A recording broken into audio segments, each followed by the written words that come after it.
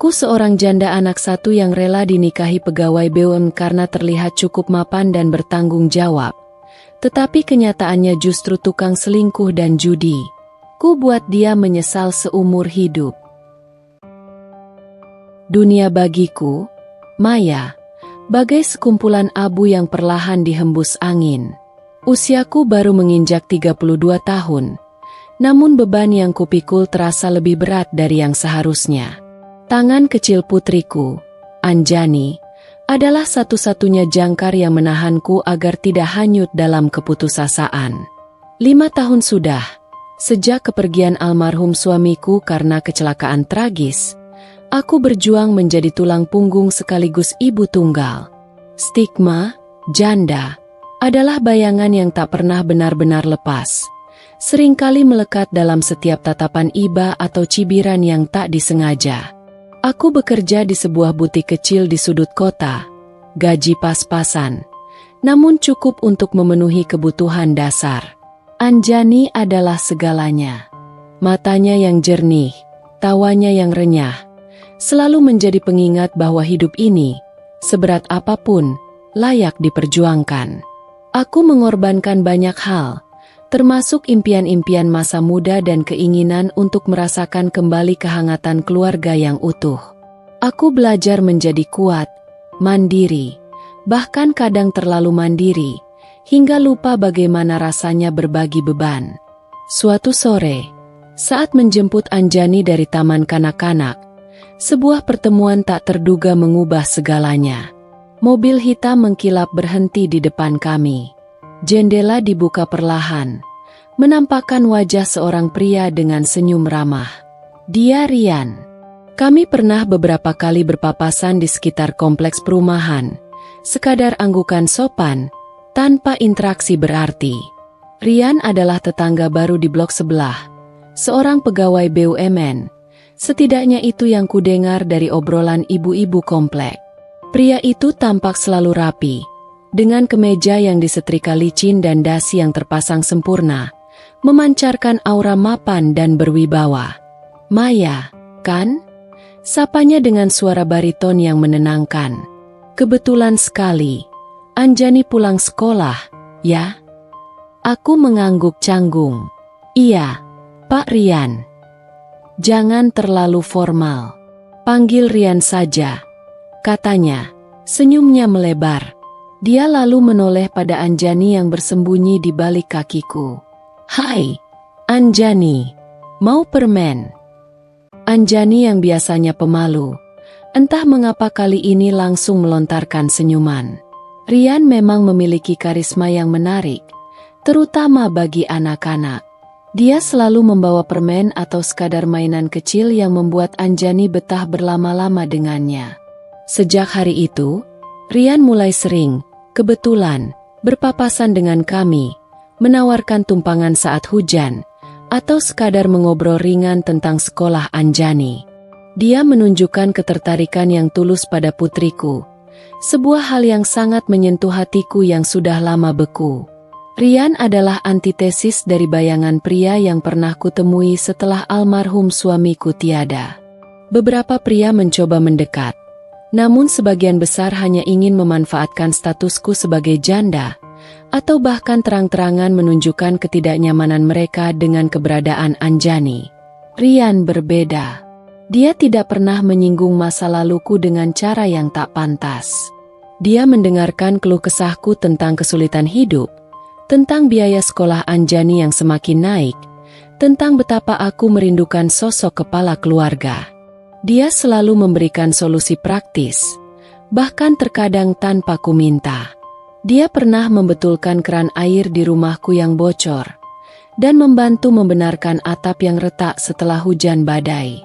Sikapnya yang cekatan dan bertanggung jawab membuatku mulai melihatnya sebagai secercah harapan. "Kamu pantas mendapatkan yang lebih baik, Maya," katanya suatu sore, saat kami duduk di teras rumahku setelah dia selesai memperbaiki lampu taman yang mati. "Anjani sudah tertidur pulas. Aku tahu kamu kuat, tapi kamu tidak harus memikul semua ini sendiri." Kata-katanya begitu menenangkan, menyentuh relung hatiku yang paling dalam. Aku merasakan pipiku memanas. Rian tidak pernah menuntut balasan apapun. Dia hanya memberikan bantuan, perhatian, dan kata-kata penyemangat. Perlahan, benih-benih perasaan mulai tumbuh di hatiku, disiram oleh kebaikan dan kepedulian yang tulus dari Rian. Dia bukan sekadar pegawai BUMN yang mapan. Dia adalah pria yang mampu membuatku merasa aman, merasa kembali menjadi seorang wanita yang layak dicintai dan dilindungi. Aku mulai membayangkan masa depan yang cerah, masa depan di mana Anjani memiliki sosok ayah yang bisa diandalkan, dan aku bisa kembali merasakan kehangatan sebuah keluarga yang utuh. Harapan itu, yang selama ini terkubur dalam duka, kini mulai mekar, perlahan namun pasti. Hubunganku dengan Rian berkembang dengan begitu alami, seolah kami memang ditakdirkan untuk bertemu. Dia tidak pernah terburu-buru, selalu menjaga jarak sopan, namun perhatiannya tak pernah luput sedikit pun. Anjani semakin dekat dengannya, memanggilnya Om Rian, dengan riang gembira. Melihat interaksi mereka, hatiku seringkali menghangat, seperti disiram embun pagi. Rian memang pantas mendapatkan predikat pria idaman. Mapan, dengan jabatan mentereng di BUMN, bertanggung jawab dalam setiap ucapannya, dan yang paling penting, bisa menerima dan menyayangi putriku sepenuh hati. Dia seringkali membawakan Anjani boneka atau buku cerita bergambar. Bahkan tak jarang membantu mengurus keperluan sekolah Anjani yang kadang merepotkan. Suatu malam, setelah makan malam sederhana di rumahku, aku memasak hidangan kesukaan Anjani dan Rian, sup ayam hangat dan tempe orek. Dia memegang tanganku. Detak jantungku berpacu kencang, seolah baru saja menyelesaikan lomba lari. Sorot matanya tulus, penuh kesungguhan yang tak pernah kuragukan. "Maya," katanya pelan, suaranya sedikit bergetar, memecah keheningan malam yang hanya diisi suara jangkrik. "Aku tahu ini mungkin terlalu cepat bagimu, tapi aku serius denganmu. Aku ingin lebih dari sekadar tetangga atau teman yang sering mampir. Aku ingin menjadi bagian tak terpisahkan dari hidupmu, menjadi kepala keluarga untukmu dan Anjani." Dia menarik napas dalam, seolah mengumpulkan segenap keberaniannya, lalu melanjutkan, "Aku ingin melamarmu, Maya. Maukah kamu menikah denganku dan menjalani sisa hidup ini bersamaku?"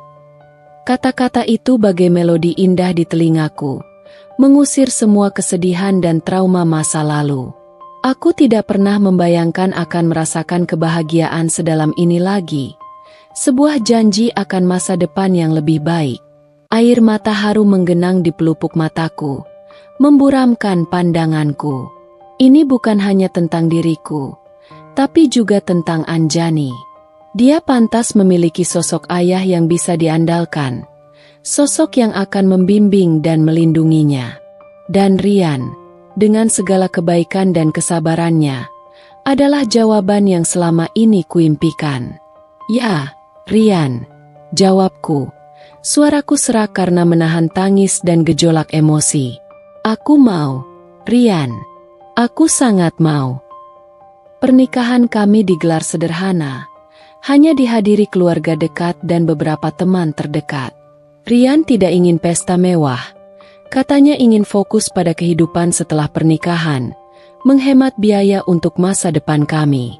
Aku menghargai keputusannya, karena bagiku, inti dari pernikahan bukanlah kemewahan, melainkan komitmen dan kebersamaan yang tulus. Dia membelikan kami sebuah rumah yang lebih besar dan nyaman di pinggir kota, beralasan agar Anjani punya ruang bermain yang lebih luas dan lingkungan yang lebih asri. Aku bahagia sekali, seolah semua doa-doaku diijabah. Segalanya tampak begitu sempurna, seolah hidup memang sedang berpihak padaku. Hari-hari awal pernikahan kami terasa seperti mimpi indah yang tak ingin aku bangunkan. Rian adalah suami yang pengertian, nyaris tanpa celah. Dia selalu membangunkanku dengan secangkir teh hangat dan sepiring roti bakar setiap pagi, mengantar Anjani ke sekolah sebelum berangkat kerja, dan pulang tepat waktu untuk makan malam bersama. Dia sering mengajak kami berlibur singkat ke taman hiburan, kebun binatang, atau sekadar piknik di taman kota. Anjani terlihat begitu bahagia. Tawa renyahnya mengisi setiap sudut rumah, seolah melengkapi melodi kebahagiaan keluarga kecil kami. Aku merasa seperti wanita paling beruntung di dunia, menemukan cinta kedua yang begitu sempurna. Kondisi finansial kami jauh lebih baik dari sebelumnya. Rian memberikan seluruh gajinya kepadaku untuk dikelola, dan hanya mengambil sedikit untuk keperluannya pribadi, seperti uang bensin atau makan siang di kantor. Aku mengelola keuangan dengan cermat, menabung untuk masa depan pendidikan Anjani, dan menyisihkan sebagian untuk kebutuhan rumah tangga. Rian selalu memujiku atas kemampuanku mengelola uang, seringkali mengatakan, "Kamu memang yang terbaik, Maya. Aku tidak akan bisa mengatur keuangan sepihak tanpa kamu." Itu membuatku merasa sangat dihargai dan dipercaya. Dia memang jarang membicarakan pekerjaannya secara detail, beralasan rahasia perusahaan atau kode etik BUMN, tapi aku tidak pernah curiga. Aku percaya sepenuhnya kepadanya, menganggapnya sebagai pahlawan yang datang tepat waktu dalam hidupku yang dulu penuh badai. Namun, perlahan tapi pasti, bayangan kecil mulai muncul di balik tirai kebahagiaan yang sempurna itu. Awalnya hanya hal-hal kecil yang kuanggap wajar. Rian mulai sering, lembur, hingga larut malam, bahkan terkadang sampai pagi, dengan alasan proyek besar yang harus diselesaikan.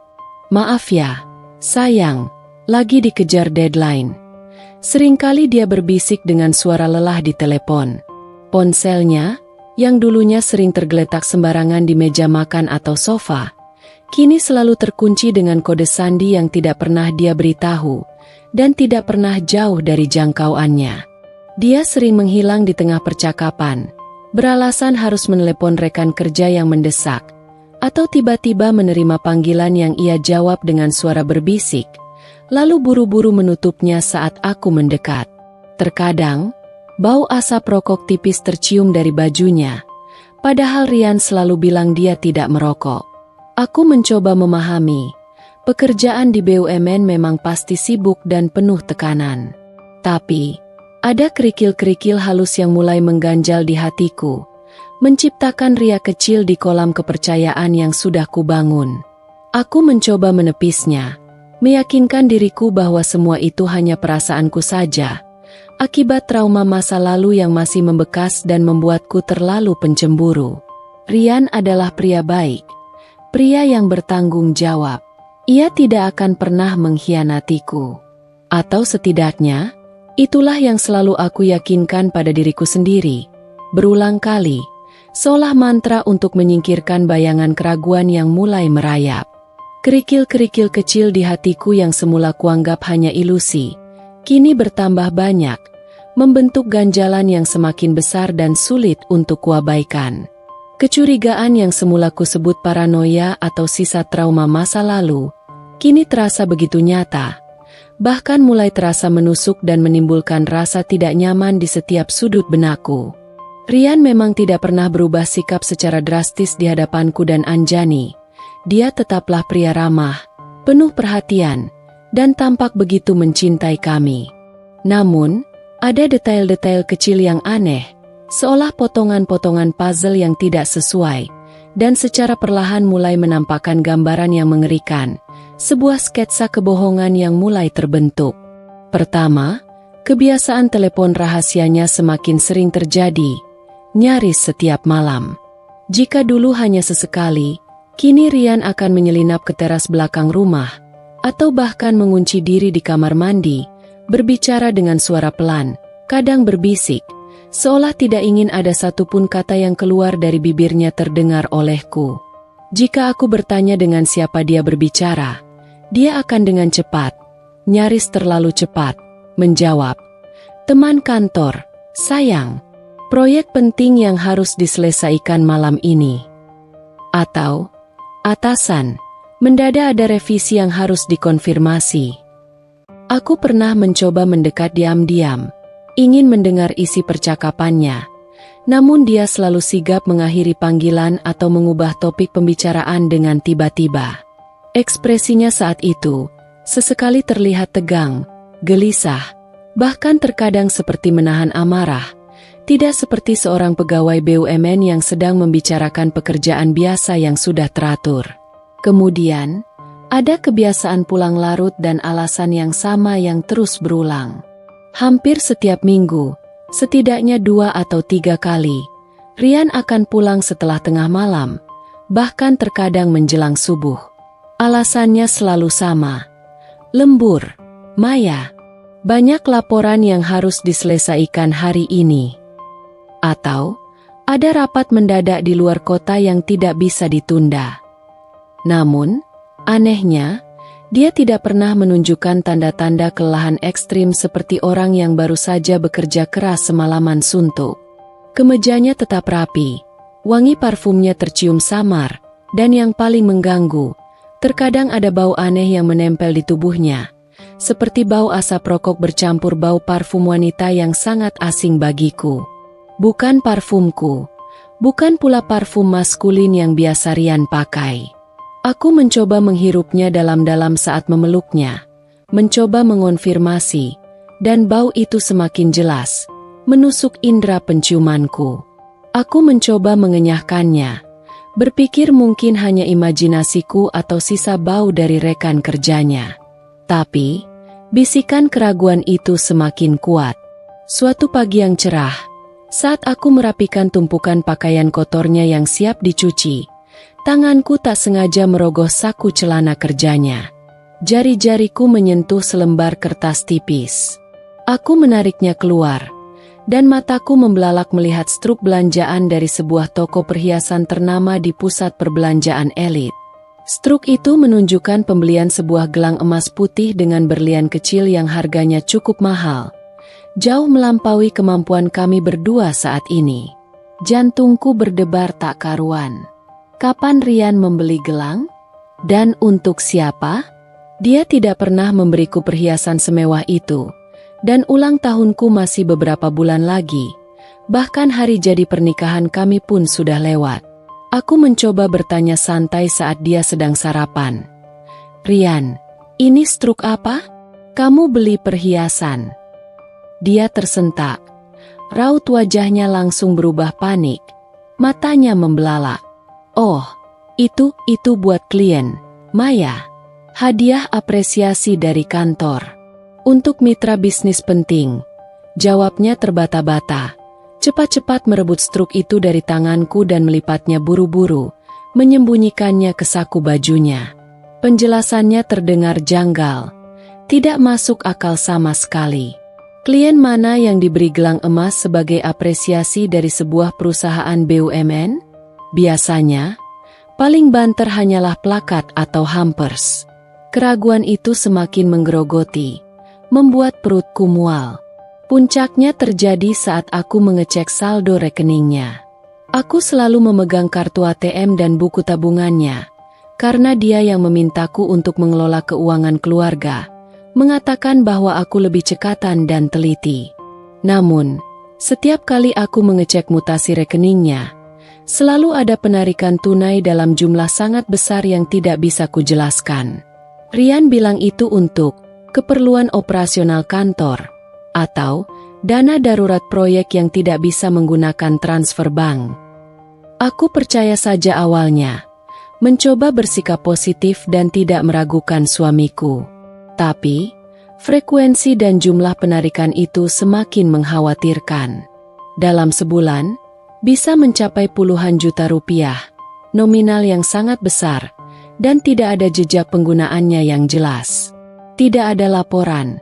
Tidak ada kwitansi, hanya deretan angka yang menghilang dari rekening. Ketika aku bertanya lebih detail, dia selalu berkelit, marah, atau mengalihkan pembicaraan dengan memujiku dan Anjani, atau bahkan tiba-tiba mengajakku berbelanja untuk mengalihkan perhatianku dari topik tersebut. Kamu terlalu khawatir. Sayang, aku ini kepala keluarga. Aku tahu apa yang terbaik untuk kita, katanya suatu kali. Suaranya terdengar jengkel. Lagi pula, Semua uangku kan kamu yang pegang. Mau curiga apa lagi? Percayalah padaku." Kata-kata itu seharusnya menenangkan, tapi malah membuatku semakin gelisah, seolah dia sedang memanipulasiku. Ponsel yang selalu terkunci rapat, pulang larut dengan alasan yang sama berulang kali, bau asing yang menempel di bajunya, struk gelang yang tidak jelas peruntukannya, dan penarikan tunai misterius yang tak terkontrol.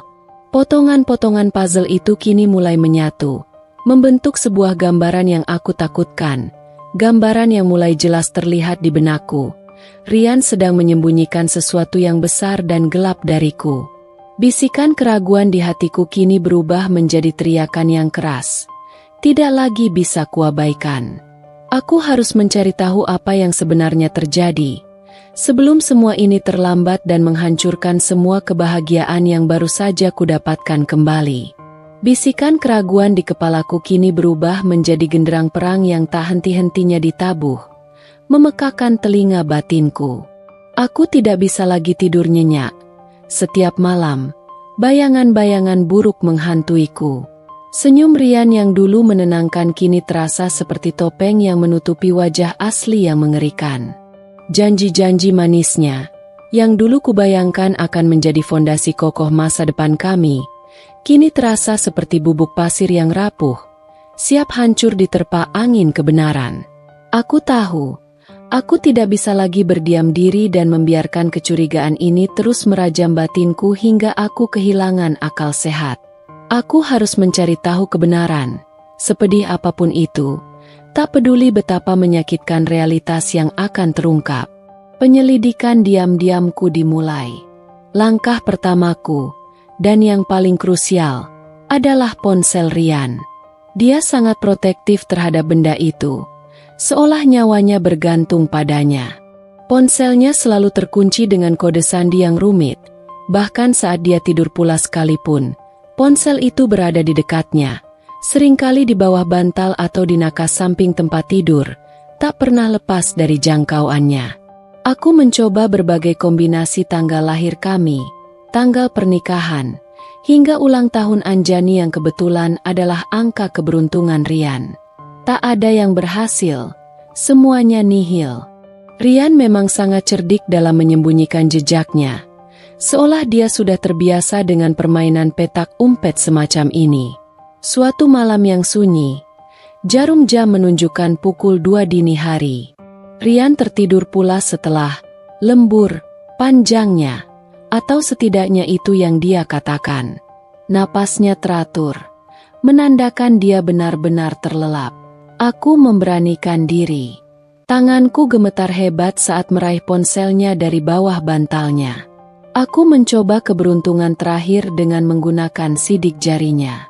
Dengan hati-hati, aku menempelkan ibu jarinya ke sensor. Beep. Sebuah bunyi kecil yang nyaris tak terdengar, namun cukup membuat jantungku berdetak kencang, takut dia terbangun. Layar ponsel menyala, memperlihatkan tumpukan notifikasi yang belum terbaca, sebagian besar dari aplikasi chat dan beberapa dari aplikasi game. Aku segera masuk ke galeri foto dan aplikasi perpesanan utama, WhatsApp. Apa yang kulihat di sana membuat napasku tercekat, seolah ada tangan tak kasat mata yang mencekik tenggorokanku. Ada foto-foto Rian di sebuah klub malam yang remang-remang, dikelilingi botol-botol minuman keras merek mahal yang belum pernah kulihat sebelumnya, dan tumpukan kartu remi di meja. Beberapa pria terlihat di latar belakang. Wajah mereka dipenuhi ekspresi tegang sekaligus euforia. Lebih parah lagi, ada foto Rian dengan seorang wanita asing. Wanita itu berambut panjang, dengan pakaian minim yang vulgar, tersenyum genit sambil merangkul lengan Rian dengan posesif. Di foto lain, mereka bahkan terlihat berciuman panas di sebuah sofa mewah, tanpa rasa malu sedikit pun. Tanganku gemetar hebat hingga ponsel nyaris terjatuh dari genggamanku. Mataku memanas, air mata mulai menggenang, memburamkan pemandangan mengerikan di layar. Jadi, bau parfum asing itu, pulang larut dengan alasan klise. Semua itu bukan hanya pariwara imajinasiku semata. Ini nyata. Kenyataan yang pahit. Aku juga menemukan pesan-pesan dari wanita itu di WhatsApp. Nama kontaknya, Dinda, Office.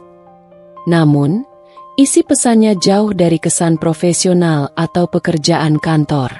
Mereka berbicara tentang pertemuan rahasia di hotel, tentang kehilangan besar di meja judi yang membuat Rian harus berutang lagi, dan tentang bagaimana menutupi ini dari Maya agar aku tidak curiga.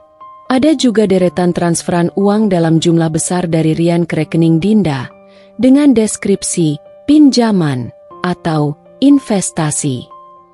Bukan hanya Dinda, ada beberapa kontak lain dengan nama-nama aneh seperti Bos Laki atau MR Jackpot yang sering bertukar pesan serupa, seolah mereka adalah komplotan dalam sindikat perjudian Rian. Kecurigaanku beralih ke riwayat pencarian di peramban internet ponselnya. Rian sering mencari artikel tentang strategi bermain poker profesional, rumus peluang roulette yang jitu, dan aplikasi judi online terpercaya untuk penghasilan tambahan.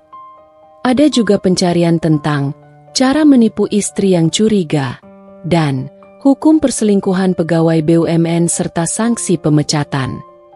Rasa mual yang teramat sangat melanda perutku, membuatku nyaris muntah. Dunia yang ku kenal, keluarga yang ku bangun dengan segenap cinta dan harapan, semuanya adalah fata morgana yang dipenuhi kebohongan dan pengkhianatan. Aku merasa bodoh, begitu naif, dan begitu terluka. Dengan tangan yang masih gemetar hebat, aku mengambil ponselku sendiri. Tanpa membuang waktu, aku merekam layar ponsel Rian, memotret setiap bukti yang kutemukan, foto-foto perselingkuhan, tangkapan layar percakapan WhatsApp yang menjijikkan, daftar transfer uang, hingga riwayat pencarian yang membuktikan kebiasaan judinya. Aku juga menyalin nomor telepon Dinda dan beberapa kontak aneh lainnya ke ponselku. Setelah selesai dengan hati-hati, aku meletakkan ponsel Rian kembali ke tempatnya, berusaha seolah tidak terjadi apa-apa, seolah aku adalah istri yang tetap percaya dan tidak memiliki sedikit pun kecurigaan. Jantungku masih berdebar kencang di dalam dada. Tapi kini ada tekad baru yang menyala-nyala, membakar setiap sel di tubuhku. Aku tidak akan membiarkan ini begitu saja. Rian harus membayar mahal. Keesokan harinya, dengan hati-hati aku menghubungi beberapa teman lama yang bekerja di kantor Rian, berpura-pura sekadar ingin tahu kabar mereka. Salah satu temanku, Rina, yang dulunya cukup akrab denganku dan sering curhat, terdengar ragu-ragu saat aku menyebut nama Rian. Setelah aku sedikit mendesak dan mengungkapkan kecurigaanku secara samar, Rina akhirnya menceritakan apa yang ia tahu. Suaranya dipenuhi nada penyesalan. Maya, sejujurnya, kami semua sudah dengar kabar tentang Rian. Rina berbisik di telepon, suaranya penuh kekhawatiran dan simpati. Dia itu memang punya reputasi buruk di kantor. Sudah lama, sering menghilang saat jam kerja, terlilit utang judi di mana-mana sampai ada penagih yang datang ke kantor. Bahkan ada desas-desus dia sering ke tempat hiburan malam dengan wanita lain, bukan hanya satu. Kami semua kasihan padamu, tahu kamu janda berjuang, tapi tak ada yang berani bilang langsung. Kami kira, setelah menikah denganmu, dia akan berubah dan tobat. Kata-kata Rina bagaikan palu godam yang menghantam kepalaku berulang kali. Jadi, selama ini, semua orang tahu, aku yang terlalu buta oleh cinta dan harapan, terlalu polos, atau terlalu putus asa mencari kebahagiaan, sehingga tidak melihat apa yang jelas-jelas ada di depan mata. Air mata yang kutahan sejak semalam akhirnya tumpah ruah, mengalir deras membasahi pipiku. Rian bukan hanya selingkuh, dia adalah seorang penjudi kronis yang sudah parah, dan yang lebih parah, dia memanfaatkan kebaikan hatiku, bahkan mungkin juga posisiku sebagai pengelola keuangannya, untuk menutupi semua kebejatan itu. Kemarahan itu kini jauh lebih besar dari kesedihan. Aku tidak hanya ingin dia menyesal, aku ingin dia merasakan kehancuran yang sama persis seperti yang kurasakan saat ini, Bahkan lebih buruk lagi. Ini baru permulaan dari rencanaku. Malam itu, setelah percakapan telepon dengan Rina yang menguak borok Rian hingga ke akar-akarnya, aku merasa seperti boneka yang talinya putus, teronggok tak berdaya. Duduk di tepi tempat tidur, di tengah kegelapan yang hanya diterangi cahaya samar dari luar, aku memandangi wajah Rian yang terlelap pulas di sampingku. Napasnya teratur dan tenang, seolah tak ada beban sedikit pun di pundaknya, seolah dia adalah suami paling setia di dunia ini. Mata yang dulu kurasakan memancarkan kejujuran dan cinta yang tulus, kini terlihat seperti topeng yang sangat rapi, menutupi wajah asli yang penuh kebejatan dan pengkhianatan. Aku mengepalkan tangan di bawah selimut, menahan gejolak amarah, rasa jijik, dan kepedihan yang memuncak di dalam dada. Bagaimana bisa seorang pria yang bersumpah setia di hadapan Tuhan dan keluarganya tega menghancurkan kepercayaan sebesar ini? Bagaimana bisa dia menyayangi putriku di depan umum, memeluknya, membacakannya dongeng, sementara di belakangku dia membuang-buang uang kami di meja judi dan tidur dengan wanita lain yang jelas-jelas bukan aku? Rasa sakit itu begitu nyata, melebihi sakit hati seorang wanita yang hanya dikhianati cintanya. Ini adalah pengkhianatan terhadap kepercayaanku sebagai manusia, sebagai seorang ibu yang telah berjuang mati-matian, mengorbankan segalanya demi masa depan putrinya. Aku teringat kembali hari-hari sulitku setelah kepergian almarhum suami, bagaimana aku harus berhemat pada setiap sen uang yang kumiliki, menahan setiap keinginan pribadi demi kebutuhan Anjani yang paling mendasar. Aku ingat bagaimana aku sering menahan lapar hanya agar Anjani bisa makan makanan bergizi. Dan sekarang, semua pengorbanan itu, semua harapanku pada Rian, semua impian tentang keluarga utuh yang baru saja kuperoleh, seolah diinjak-injak begitu saja, dihancurkan menjadi serpihan tak berarti. Aku tidak bisa memejamkan mata semalaman suntuk. Pikiranku berkecamuk hebat, seperti badai yang tak kunjung reda. Berbagai skenario pertengkaran hebat membayang di benakku, di mana aku akan melemparkan semua bukti yang sudah kubawa dari ponselnya di hadapannya, melihat wajah paniknya yang tak tertahankan, dan mendengar pengakuan yang mungkin takkan pernah terucap dengan tulus dari bibirnya. Namun, di tengah gejolak emosi itu, sebuah kesadaran muncul. Aku juga sadar, kemarahan yang membabi buta dan ledakan emosi tidak akan membawa keadilan yang sejati. Aku harus tenang, menyusun strategi yang matang, karena Rian adalah seorang manipulator ulung, dan aku harus lebih cerdik darinya. Aku tidak ingin dia lolos begitu saja hanya dengan permintaan maaf dan air mata buaya. Dia harus merasakan penyesalan yang mendalam, penyesalan seumur hidup yang tak akan pernah bisa dia lupakan. Keesokan paginya, aku bangun dengan mata bengkak dan kepala pusing berdenyut, sisa dari malam tanpa tidur. Rian, seperti biasa, tampak ceria, seolah tak ada beban sedikit pun yang menghantuinya.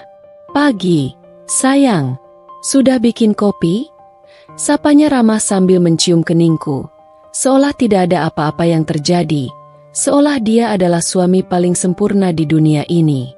Aku memaksakan senyum, berusaha sealami mungkin, meskipun di dalam hatiku ada badai yang bergolak hebat, siap meledak kapan saja. Aku menyeduh kopi, menyajikan sarapan sederhana untuk Anjani, dan berusaha bertindak normal, mencoba menyembunyikan kehancuran yang kurasakan. Setelah Anjani berangkat sekolah dan Rian bersiap-siap untuk bekerja, aku memutuskan untuk memancingnya. Aku harus melihat reaksinya secara langsung. "Rian," aku memulai, suaraku datar, mencoba mengendalikan setiap emosi yang bergejolak. "Aku perlu bicara serius denganmu." Rian mengangkat alis, sedikit terkejut dengan nada suaraku yang tidak biasa. "Ada apa, sayang? Tumben serius begitu. Ada masalah di butik?" "Tentang keuangan," kataku, memilih topik yang aman namun krusial, yang menjadi salah satu bukti terkuat. "Penarikan tunai akhir-akhir ini terlalu besar. Rian, aku tidak mengerti untuk apa semua itu. Kita punya target tabungan untuk sekolah Anjani, kan? Dan juga untuk masa depan kita. Rian mendengus. Ekspresinya mulai berubah masam. Astaga, Maya, sudah kubilang berkali-kali, itu untuk keperluan kantor. Bisnis BUMN itu tidak sesederhana yang kamu kira. Ada dana tak terduga, operasional lapangan, dan lain-lain yang harus ditutupi. Kamu tidak perlu khawatir, semuanya aman. Aku kan pegawai BUMN. Nada bicaranya mulai terdengar sedikit jengkel, seolah aku mengganggu privasinya yang sangat ia lindungi. Tapi jumlahnya sangat besar. Rian, puluhan juta dalam sebulan, nominal yang tidak sedikit. Bisakah kamu berikan detailnya? Kwitansi, atau laporan penggunaan dana yang jelas? Aku butuh kejelasan. Desakku, mencoba memancingnya. Aku tahu dia tidak akan bisa memberikan bukti valid, karena memang tidak ada. Wajah Rian sedikit mengeras. Rahangnya mengatup. Sorot matanya berubah defensif, bahkan sedikit mengintimidasi. Kamu tidak percaya padaku? Aku ini suamimu. Maya, apa kurangnya aku memberikan semua gajiku padamu?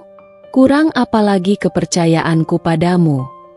Dia bangkit dari kursi, melipat tangan di dada, seolah ingin menunjukkan dominasinya. Jangan berlebihan, Maya. Aku tahu kamu teliti, tapi jangan sampai paranoid begitu. Ini pekerjaan, bukan urusan rumah tangga yang kamu biasa kelola. Ini urusan rumah tangga, Rian, karena uang itu adalah uang keluarga kita. Hasil kerja kerasmu yang seharusnya untuk masa depan kita, bukan untuk hal-hal yang tidak jelas. Suara saya sedikit meninggi, tidak bisa menahan emosi yang akhirnya mulai merangsek keluar. Jangan jadikan pekerjaan sebagai alasan untuk tidak transparan dan menyembunyikan kebenaran. Rian tertawa sinis, tawa yang tak pernah kudengar sebelumnya, tawa yang menusuk hingga ke jantungku. Transparan? Kamu pikir aku koruptor? Aku ini pegawai BUMN. Maya, ada kode etik. Aku tahu batasan. Dia meraih kunci mobilnya yang tergeletak di meja, bersiap untuk pergi. Sudah, jangan dibahas lagi. Aku harus berangkat kerja. Jangan sampai pikiran aneh-anehmu itu merusak suasana pagi ini yang sudah cerah. Dia pergi begitu saja, membanting pintu di belakangnya, meninggalkan aku dengan hati yang hancur berkeping-keping dan kemarahan yang membuncah. Pengakuannya memang tak terucap langsung dari bibirnya. Tak ada kata, maaf, atau, aku selingkuh. Tapi caranya menghindar, nada defensifnya, dan tatapan matanya yang penuh kebohongan sudah lebih dari cukup. Ini adalah pengakuan yang paling jelas tanpa kata-kata. Dia tahu aku mulai curiga, dia tahu aku mulai menemukan jejaknya, tapi dia memilih untuk bertahan dengan kebohongannya, bahkan mencoba membalikan keadaan seolah akulah yang salah dan terlalu pencemburu. Kemarahan itu kini berganti menjadi tekad baja yang tak tergoyahkan. Jika dia memilih untuk bermain dengan api, maka aku akan memastikan api itu membakar habis dirinya, hingga tak bersisa. Aku akan membuktikan semua kebejatan Rian, satu persatu, di hadapan semua orang, dan aku akan membuat dia menyesal seumur hidupnya. Bukan hanya karena kehilangan harta atau reputasi, tapi karena telah menghancurkan hati seorang wanita yang pernah tulus mencintainya dan mimpi seorang anak kecil yang mendambakan figur ayah. Permainan sudah dimulai, dan aku tidak akan kalah. Kemarahan adalah bahan bakar utamaku, dan kehancuran hati adalah cetakan yang membentuk tekadku menjadi baja yang tak bisa dihancurkan. Aku tidak lagi peduli dengan apa yang orang lain pikirkan tentang statusku sebagai janda atau keputusanku yang dianggap terlalu cepat untuk menikah lagi. Yang jelas, aku tidak akan membiarkan Rian menikmati hasil pengkhianatannya begitu saja, tanpa konsekuensi. Ia telah membuatku terlihat bodoh, Seorang wanita naif yang mudah ditipu, dan itu adalah kesalahan terbesar yang pernah ia lakukan seumur hidupnya. Aku akan memastikan dia mendapatkan balasan setimpal, hingga ke akar-akarnya.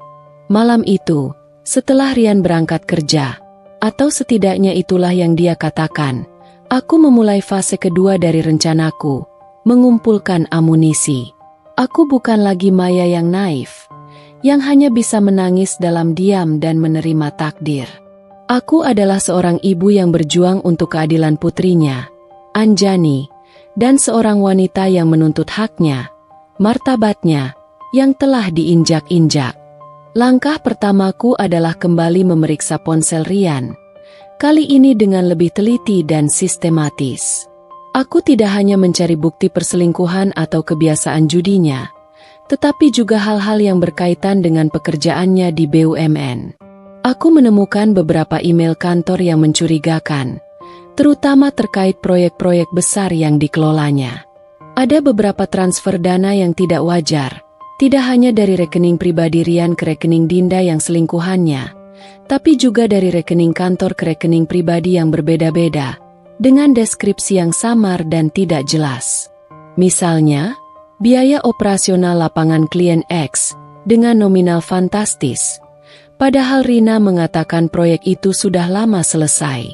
Aku mengambil screenshot setiap email dan mutasi rekening yang terasa ganjil, menyimpannya di flash drive tersembunyi yang kubeli khusus, serta mengirimkannya ke email pribadiku sebagai backup.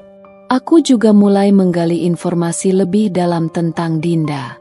Dengan nomor telepon yang kudapat dari ponsel Ryan, aku mencarinya di berbagai platform media sosial, Instagram, Facebook, bahkan LinkedIn. Dan benar saja, akun media sosial Dinda tidak terkunci rapat, seolah dia bangga dengan gaya hidupnya. Ia sering memamerkan gaya hidup mewah yang mencolok, tas-tas branded terbaru, liburan ke luar negeri di tempat-tempat eksotis, dan tak jarang, ada foto-foto dirinya di klub malam atau kasino mewah, terkadang dengan wajah Ryan yang samar-samar terlihat di latar belakang, sedang berinteraksi dengannya atau duduk di meja yang sama. Aku juga menemukan beberapa foto dengan tagar mencurigakan seperti Hicks Takes Live, Lady Gambler, dan Winning Big. Jelas sekali, Dinda bukan sekadar selingkuhan murahan, tapi juga bagian integral dari lingkaran perjudian Ryan, bahkan mungkin adalah bandar atau koneksi utamanya dalam dunia judi. Aku mengunduh semua foto dan video yang bisa menjadi bukti kuat, menyimpannya rapi sebagai bekal pertarunganku. Langkah berikutnya adalah menghubungi seorang teman lamaku, Sarah, yang berprofesi sebagai pengacara spesialis kasus perceraian dan pidana. Aku tahu ini akan menjadi pertarungan panjang, kotor, dan melelahkan. Kamu mengerti dengan sangat baik. Mungkin ingatanmu sedikit kabur karena terlalu banyak, lembur, atau terlalu sering, rapat di luar kota. Aku berdiri perlahan, berjalan ke arah meja ruang tamu, mengambil amplop coklat tebal yang sudah kusiapkan di sana. Mungkin ini akan membantu mengembalikan ingatanmu, Ryan. Ingatanmu yang hilang. Aku melempar amplop itu ke meja di depannya. Tidak dilemparkan dengan kasar atau penuh amarah yang meledak-ledak, tapi dengan presisi yang dingin dan tenang, seolah aku sedang melemparkan bom waktu yang sudah diatur detiknya. Ryan menatap amplop itu, lalu menatapku, ekspresinya antara bingung, terkejut, dan ketakutan yang mulai merayap. Perlahan, tangannya yang gemetar membuka amplop itu, mengeluarkan isinya satu persatu. Dia melihat foto-foto dirinya dengan Dinda di klub malam yang remang-remang, di meja judi yang dipenuhi tumpukan kartu, bahkan saat mereka berciuman mesra di sofa yang sama. Kemudian, dia melihat tangkapan layar percakapan WhatsApp yang vulgar dan penuh kode dengan Dinda dan beberapa kontak judi lainnya. Lalu, mutasi rekening dengan transferan fantastis dan deskripsi aneh yang tidak masuk akal. Terakhir, ada printout riwayat pencarian di ponselnya tentang strategi judi, aplikasi judi online, dan yang paling menusuk, cara menipu istri yang curiga. Setiap lembar bukti yang dia pegang, seolah-olah mengisap warna dari wajahnya. Wajahnya yang semula pucat kini berubah kebiruan, nyaris abu-abu. Keringat dingin mulai membasahi dahinya, mengalir di pelipisnya. Dia tidak bisa berkata-kata, hanya memandang tumpukan bukti itu dengan tatapan kosong. Matanya membelalak lebar, seolah jiwanya sudah melayang dari tubuhnya, atau dia baru saja melihat seluruh hidupnya hancur di depan mata. Bagaimana bisa kamu? Bisiknya, suaranya nyaris tak terdengar, tercekat di tenggorokan. Bagaimana bisa aku tahu? Kamu pikir aku bodoh, Rian? Kamu pikir aku tidak melihat semua kejanggalan itu? Bau parfum asing yang menempel di bajumu, pulang larut dengan alasan yang sama setiap malam, ponsel yang selalu terkunci rapat, struk gelang mahal yang entah untuk siapa, dan uang puluhan juta yang lenyap entah kemana. Aku melangkah mendekat, berdiri tepat di depannya. Suaraku meninggi, namun masih terkontrol, penuh penekanan. Kamu menipu seorang janda, Rian. Kamu menipu seorang ibu tunggal yang putus asa mencari kebahagiaan, yang hanya ingin memberikan ayah yang baik untuk putrinya. Kamu memanfaatkan kelemahan, kepercayaan, dan bahkan cintaku untuk menutupi semua kebusukanmu. Rian mengangkat wajahnya, matanya merah, penuh keputusasaan dan ketakutan. Maya, aku bisa jelaskan. Ini tidak seperti yang kamu kira. Aku dijebak. Aku hanya hilaf. Tolong, beri aku kesempatan. Dia mencoba meraih tanganku, namun aku dengan cepat menariknya menjauh. Jebakan? Kamu pikir semua bukti ini jebakan, Rian? Aku tertawa getir, tawa yang terdengar hambar dan penuh rasa sakit. Lalu, foto-foto kamu berciuman dengan wanita itu juga jebakan? Pesan-pesan judi yang terang-terangan? Transferan uang puluhan juta yang masuk ke rekening bandar? Sampai teman-teman kantormu sendiri saja sudah tahu kelakuanmu di belakangku, Rian. Bahkan mereka kasihan melihatku yang buta. Dia terdiam, tak mampu lagi mengelak. Bahunya merosot, seolah semua beban dunia baru saja menimpanya, menghancurkan egonya. Ini bukan pengakuan verbal yang ingin ku dengar dengan kata-kata, aku mengaku salah. Tapi raut wajahnya yang penuh ketakutan, keputusasaan, dan kekalahan sudah lebih dari cukup bagiku. Ini adalah pengakuan yang paling jujur, tanpa kata-kata. Sebuah pengakuan yang tak terucap dari seorang pengecut yang telah tertangkap basah. Pertarungan ini akan panjang, tapi aku tahu, aku sudah memenangkan ronde pertama. Dan itu adalah kemenangan yang manis. Keheningan yang mencekam setelah aku melemparkan bukti-bukti itu terasa lebih memekakan daripada teriakan apapun. Itu adalah keheningan yang syarat akan kehancuran. Vonis yang tak terucapkan. Rian masih duduk membeku di kursinya, seolah tersambar petir. Wajahnya pucat pasi, seperti mayat hidup.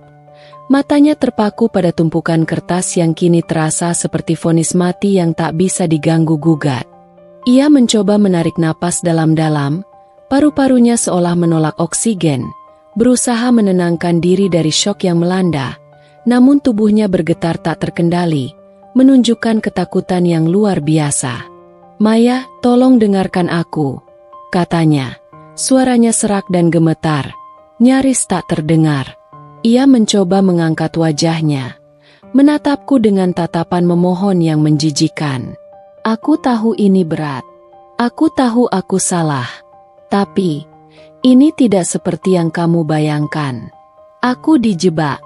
Aku terlilit utang judi yang sangat besar. Dan wanita itu, Dinda, dia yang menjebakku dalam perangkap ini. Dia memaksaku untuk melakukan semua ini. Dia mengancam akan menghancurkan karirku, memberitahu semua orang tentang kebiasaan judiku jika aku tidak menuruti keinginannya dan tidur dengannya. Aku menatapnya dengan tatapan jijik yang tak bisa kusembunyikan. Bohong. Lagi-lagi bohong. Ia masih mencoba memanipulasiku dengan cerita klise, mencoba memposisikan dirinya sebagai korban. Dijebak? Mengancam? Jadi, kamu mau bilang kamu adalah korban di sini, Rian? Kamu adalah orang yang patut dikasihani. Aku tertawa hambar, tawa yang tak sedikit pun memiliki keceriaan, melainkan pahitnya kenyataan. Ponselmu penuh dengan riwayat pencarian tentang cara menipu istri, bukan cara keluar dari jebakan. Kamu secara sadar mendatangi tempat-tempat judi itu, kan? Kamu menikmati permainannya, bukan? Bukankah kamu sering memamerkan kemenanganmu pada Dinda di chat? Dan Dinda, apakah dia juga yang memaksamu berciuman mesra di depan kamera?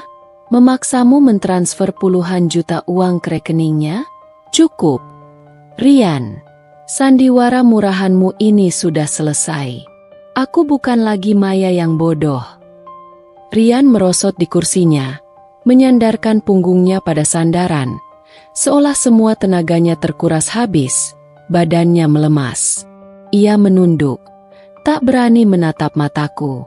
Aku hilaf. Maya, aku benar-benar hilaf. Aku janji akan berubah. Aku akan berhenti berjudi total. Aku akan putuskan semua hubunganku dengan wanita itu. Aku bersumpah.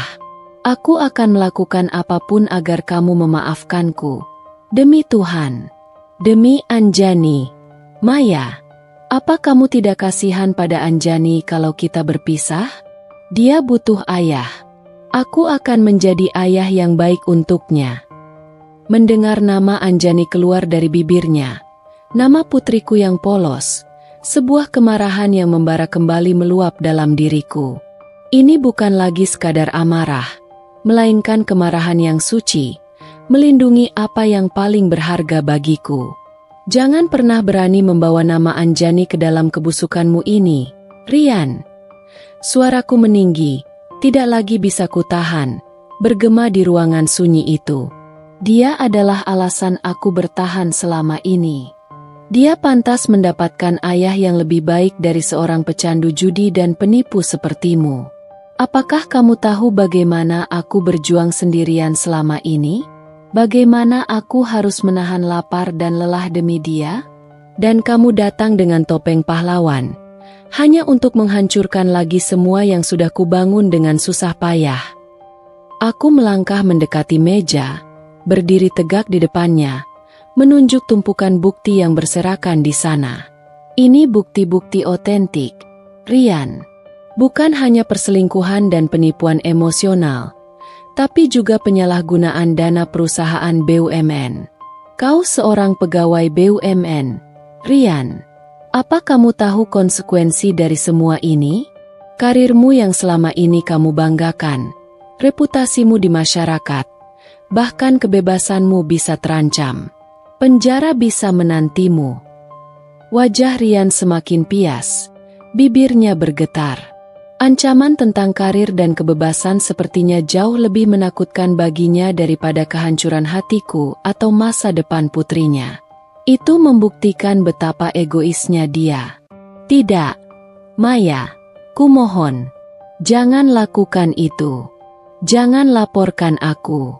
Aku akan bayar semua utang judiku. Aku akan berhenti total. Aku akan taubat nasuha. Jangan laporkan aku ke kantor. Itu akan menghancurkan masa depanku. Masa depan? Kamu bicara tentang masa depan. Aku tersenyum pahit. Senyuman yang menyeratkan rasa muak. Bagaimana dengan masa depanku dan Anjani? Kamu sudah menghancurkannya berkeping-keping. Kamu sudah merampok semua harapan dan kebahagiaan yang kubangun dengan susah payah. Sekarang, saatnya kamu merasakan akibat dari perbuatanmu. Ini bukan lagi drama rumah tangga, Rian. Ini adalah konsekuensi. Rian mencoba bangkit, berlutut di depanku, wajahnya memelas, memegang kakiku, memohon-mohon seperti pengemis. Maya, aku mohon, beri aku satu kesempatan lagi. Aku cinta kamu, aku cinta Anjani. Aku tidak bisa hidup tanpamu. Aku akan buktikan aku bisa berubah. Aku akan jalani rehabilitasi jika perlu. Aku akan menemui psikolog. Apapun itu. Aku menatapnya dingin, tanpa sedikit pun rasa iba. Air mata yang seharusnya tumpah karena kesedihan, kini sudah mengering, digantikan oleh amarah yang membara dan tekad yang tak tergoyahkan. Terlambat. Rian. Kepercayaan itu seperti porselen. Sekali pecah, tidak akan pernah bisa utuh lagi.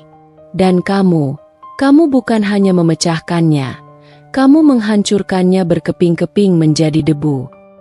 Aku akan menceraikanmu, kataku tegas. Setiap kata terucap dengan jelas, penuh tekad, seolah memaku keputusanku di udara. Dan aku akan menuntut hak asuh penuh atas Anjani, tanpa kompromi. Aku juga akan memastikan semua perbuatanmu terungkap, termasuk di kantormu, di hadapan semua orang. Aku tidak akan membiarkanmu lolos begitu saja. Ini bukan lagi tentang cinta atau maaf, Rian. Ini tentang keadilan. Kamu akan menyesal seumur hidupmu. Rian terduduk lemas di lantai. Matanya kosong menatap tumpukan bukti di meja. Ia tidak lagi mencoba mengelak, tidak lagi memohon. Mungkin saat itu, barulah ia menyadari bahwa semua kebohongannya telah terbongkar tuntas, dan tidak ada jalan kembali baginya. Badai di atas meja makan ini adalah permulaan dari kehancuran yang ia bangun sendiri. Sebuah kehancuran yang akan menelan dirinya bulat-bulat. Pagi itu, dengan Rian yang terhuyung-huyung keluar rumah seolah dihantui oleh kenyataan yang baru saja menghantamnya, aku segera menelepon Sarah. Suaraku masih bergetar tipis, sisa dari gejolak emosi semalam. Namun ada ketegasan yang baru, sebuah resolusi yang tak tergoyahkan. Sarah, aku sudah melakukan konfrontasi dengannya. Dia tidak bisa mengelak lagi. Dia sudah tahu semuanya. Sarah mendengarkan dengan seksama di ujung telepon. Suaranya terdengar serius namun menenangkan. Bagus sekali, Maya. Itu adalah langkah awal yang sangat penting dan berani. Sekarang, saatnya kita memulai proses hukum secara formal. Aku butuh semua bukti yang kamu kumpulkan. Besok pagi, datang ke kantorku tanpa kecuali. Bawa semua screenshot, rekaman suara, struk-struk aneh, dan semua informasi kontak Dinda atau siapapun yang terlibat dalam kebusukan ini. Mendengar instruksi Sarah, rasanya ada beban berat yang terangkat dari pundakku, digantikan oleh adrenalin dan tekad yang membara. Aku tidak lagi sendiri dalam pertarungan ini. Ada Sarah, seorang pengacara handal yang akan membimbingku, memberiku arah di tengah badai yang akan datang. Aku tidak perlu lagi memikul beban ini sendirian. Seharian itu, aku sibuk mempersiapkan diri dan merapikan semua amunisi. Aku mengumpulkan semua bukti fisik dan digital yang sudah kurangkum dengan hati-hati. Mencetak foto-foto perselingkuhan yang menyakitkan, menyalin rekaman suara percakapan telepon Rian yang mencurigakan, mengumpulkan semua struk belanjaan aneh dan mutasi rekening yang menunjukkan penarikan dana tak jelas. Aku membuat daftar kronologi kejadian yang detail, mencatat tanggal, waktu, dan setiap insiden yang mencurigakan, karena aku tahu detail kecil bisa menjadi sangat krusial di pengadilan. Aku juga mulai mencari tahu tentang biaya-biaya yang mungkin timbul selama proses perceraian dan gugatan hukum yang panjang. Aku tahu ini akan memakan waktu, tenaga, dan biaya yang tidak sedikit. Tapi aku sudah siap menguras tabunganku demi keadilan dan masa depan putriku. Saat Anjani pulang sekolah, aku mencoba bersikap senormal mungkin. Aku tidak ingin kegelisahanku menular padanya. Tidak ingin kekacauan dalam rumah tangga kami merenggut keceriaan masa kecilnya. Aku memeluknya erat, mencium keningnya, membacakan dongeng sebelum tidur, dan menyanyikan lagu pengantar tidur favoritnya dengan sekuat tenaga agar suaraku tidak bergetar. Di saat-saat seperti ini, Wajah polosnya yang tertidur lelap adalah pengingat terkuat mengapa aku harus berjuang, mengapa aku tidak boleh menyerah. Dialah motivasi terbesarku. Keesokan harinya, dengan langkah mantap, aku pergi ke kantor Sarah. Ruangan kerjanya yang rapi, modern, dan profesional terasa menenangkan, memberikan aura kepercayaan diri. Aku menyerahkan semua bukti yang kubawa, menatanya rapi di atas meja.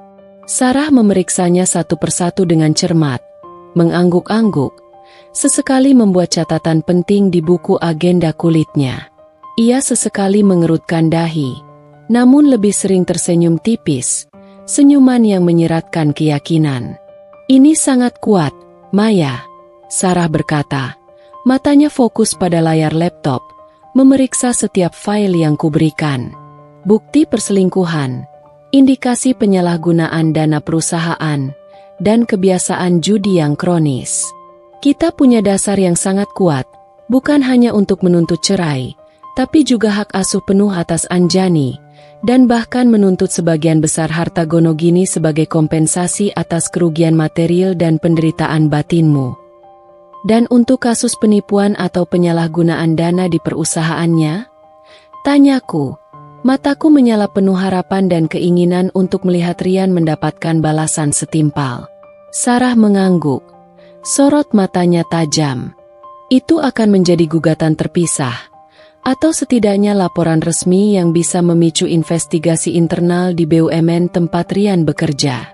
Kita akan mengirimkan surat resmi dengan tembusan bukti-bukti kuat ini ke bagian Human Resources dan Legal perusahaan Rian.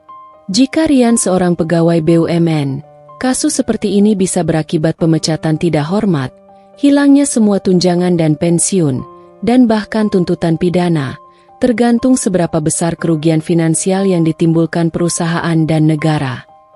Aku merasakan sedikit kelegaan bercampur kepuasan yang pahit. Inilah yang kuinginkan. Bukan hanya perceraian biasa, tapi juga konsekuensi serius atas semua perbuatannya yang licik dan merugikan. Sarah menjelaskan langkah-langkah selanjutnya. Pengajuan gugatan cerai ke pengadilan agama, pemanggilan Rian untuk mediasi wajib, dan kemungkinan proses persidangan yang panjang jika dia tidak mau mengakui perbuatannya atau mencoba melawan. Rian mungkin akan mencoba berbohong lagi, atau bahkan mengancammu. Sarah memperingatkan. Tatapannya serius. Tapi ingat, Maya, kamu punya bukti yang tak terbantahkan. Jangan gentar. Tetaplah fokus pada tujuanmu. Prioritas kita adalah hak asuh Anjani dan memastikan keadilan penuh untukmu. Aku mengangguk mantap, mengepalkan tangan di pangkuanku. Ancaman Rian sudah tidak lagi membuatku takut. Kemarin, ia mencoba menggunakan Anjani sebagai tameng, mencoba mengiba dan membangun simpati. Tapi aku tidak akan membiarkannya. Dia sudah kehilangan hak untuk itu. Aku juga bertanya tentang kemungkinan dampak kasus ini terhadap Anjani. Sarah meyakinkanku bahwa pengadilan agama akan selalu memprioritaskan kepentingan terbaik anak. Dengan bukti-bukti kelakuan Rian yang merusak, seorang penjudi dan penipu, kecil kemungkinan dia akan mendapatkan hak asuh, apalagi hak kunjungan jika terbukti dia adalah pecandu judi dan tidak bertanggung jawab. Sarah bahkan menyarankan agar aku mulai mencari psikolog anak untuk Anjani, berjaga-jaga jika nanti proses perceraian ini berdampak pada mentalnya. Pulang dari kantor Sarah, langkah kakiku terasa lebih ringan, hatiku terasa lebih lapang. Ini bukan lagi pertarungan emosional semata yang hanya menguras air mata. Ini adalah perang hukum yang akan kujalani dengan kepala tegak, dengan strategi yang matang, dan dengan dukungan yang tepat. Rian mungkin merasa sudah memenangkan segalanya dengan topeng kemapanan dan tanggung jawabnya selama ini. Tapi dia salah besar. Aku akan menunjukkan kepadanya bahwa kehancuran terbesar yang bisa dia alami bukan hanya kerugian materi atau hilangnya jabatan, tetapi juga kehilangan kehormatan dan kepercayaanku yang tulus, yang akan membuatnya menyesal seumur hidup, tanpa henti. Surat panggilan mediasi dari pengadilan agama tiba beberapa hari kemudian. Amplop coklat tebal itu tergeletak di meja ruang tamu, sebuah simbol resmi yang menandakan awal dari sebuah pertempuran. Rian terlihat terkejut sekaligus geram saat menerima dan membaca isinya. Ia tahu ini bukan lagi ancaman kosong dari seorang istri yang terlukai. Ini adalah langkah awal dari pertempuran hukum yang nyata, yang bisa mengancam seluruh pondasi hidupnya. Namun, alih-alih menunjukkan penyesalan yang tulus, ia justru kembali ke mode manipulatifnya yang licik. "Maya, apa-apaan ini?" teriaknya. Wajahnya memerah padam, urat di lehernya menonjol. "Kamu benar-benar melaporkanku ke pengadilan agama? Kamu mau menghancurkan hidupku sampai ke akar-akarnya." Aku menatapnya datar. Sorot mataku dingin dan tanpa emosi. "Kamu yang menghancurkan hidupmu sendiri, Rian. Aku hanya menuntut keadilan atas apa yang sudah kamu perbuat." Ancaman dan rayuan mulai berdatangan dari Rian setiap hari, tak henti-hentinya. Ia mencoba berbicara baik-baik, berjanji akan berubah, membawa bunga-bunga mahal, bahkan meminta maaf berkali-kali di depan Anjani, seolah ingin memainkan drama air mata di hadapan putri kami yang polos. "Ayah hilaf. Nak, maafkan ayah ya," katanya sambil memeluk Anjani erat. Anjani yang polos tentu saja bingung. Kadang bertanya mengapa ayahnya sering murung dan kenapa ayah sering minta maaf pada ibu. Aku harus pintar bersandiwara, menjelaskan bahwa ayahnya sedang banyak masalah pekerjaan yang berat. Demi melindunginya dari kenyataan pahit ini, realitas bahwa ayahnya adalah seorang penipu dan penjudi. Hari mediasi tiba, membawa serta atmosfer yang berat dan menegangkan. Aku datang ke pengadilan agama bersama Sarah, pengacaraku yang tampak tenang dan profesional, memancarkan aura keyakinan. Rian datang sendirian, wajahnya tampak kusut dan tegang, namun matanya menyimpan kegelisahan yang besar, seperti hewan yang terpojok. Ruangan mediasi terasa pengap, dipenuhi ketegangan yang kental. Seorang mediator dari pengadilan agama, seorang wanita parubaya dengan sorot mata bijaksana, mencoba menengahi. "Bapak Rian dan Ibu Maya, tujuan mediasi ini adalah untuk mencari jalan tengah, demi kepentingan bersama, terutama anak, Ananda Anjani." Sang mediator memulai dengan suara lembut namun tegas. "Apakah ada kemungkinan untuk rujuk kembali, demi keutuhan rumah tangga dan masa depan anak?" Aku menatap Rian, yang kini balik menatapku dengan tatapan memohon yang menjijikan. Kemudian aku menggeleng tegas ke arah mediator. "Tidak ada kemungkinan rujuk, Bapak Mediator. Kepercayaan saya sudah hancur lebur, tak bersisa. Terlalu banyak kebohongan, pengkhianatan, dan luka yang tidak bisa saya tolerir lagi. Saya tidak akan bisa hidup dengan kebohongan." Rian tiba-tiba berakting, melancarkan sandiwara andalannya. "Maya, kumohon, beri aku satu kesempatan terakhir. Aku tahu aku salah besar. Aku sudah menyesal, sangat menyesal. Aku janji akan berubah total, akan berhenti berjudi, akan meninggalkan semua yang salah dan kembali ke jalan yang benar. Demi Anjani, Maya, dia butuh kita berdua. Dia butuh figur ayah dan ibu yang utuh." Ia bahkan mencoba meneteskan air mata, mengusap sudut matanya, seolah-olah dia adalah korban yang paling menderita dan paling patut dikasihani di ruangan itu. Sarah, di sampingku, berbisik pelan namun tegas. "Jangan terpancing, Maya. Ingat semua bukti-bukti yang kita punya. Tetap fokus." Aku menarik napas dalam, menguatkan diri. Penyesalan yang baru muncul setelah ketahuan itu bukan penyesalan, Rian. Itu hanya ketakutanmu. Kamu baru menyesal karena karirmu terancam, bukan karena telah menghancurkan hati kami, bukan karena telah mengkhianati kepercayaan tulusku. Aku melirik Sarah, yang mengangguk kecil, memberikan isyarat. "Bapak Mediator, kami memiliki bukti-bukti kuat atas perselingkuhan, kebiasaan judi yang kronis, dan bahkan dugaan penyalahgunaan dana perusahaan BUMN yang dilakukan Bapak Rian. Kami menuntut cerai dengan hak asuh penuh atas anak, dan kompensasi atas kerugian material dan non-material yang telah saya alami akibat perbuatannya. Mendengar kata penyalahgunaan dana perusahaan, wajah Rian semakin pucat pasi, seperti kertas HVS. Ia tahu aku tidak main-main. Matanya membelalak. Ia menatapku dengan tatapan tak percaya bahwa aku benar-benar berani membongkar semuanya, bahkan ranah pekerjaannya. Mediator pun terlihat sedikit terkejut. Suasana mediasi yang semula cenderung normatif dan berupaya mendamaikan kini berubah serius.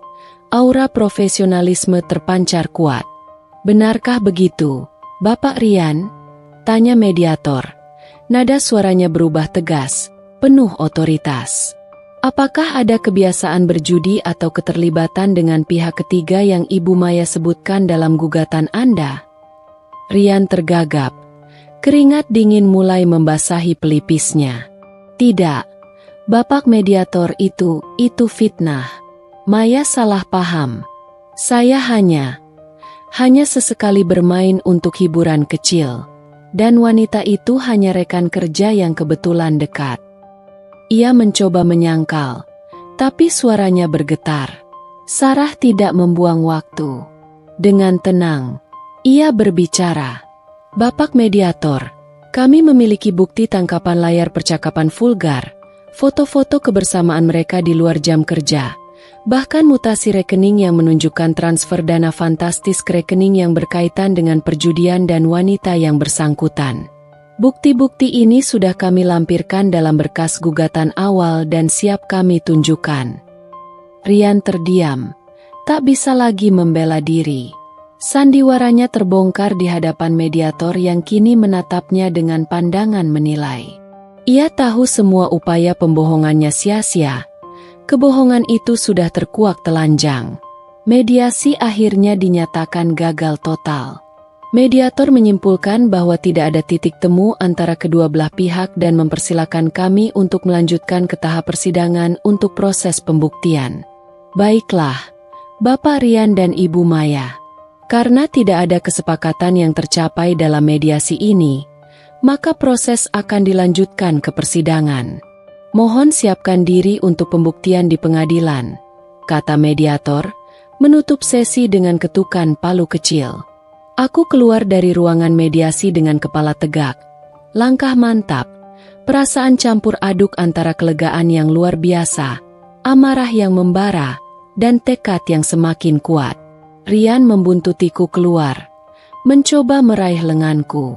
Wajahnya kini menunjukkan kepanikan yang nyata. "Maya, jangan lakukan ini.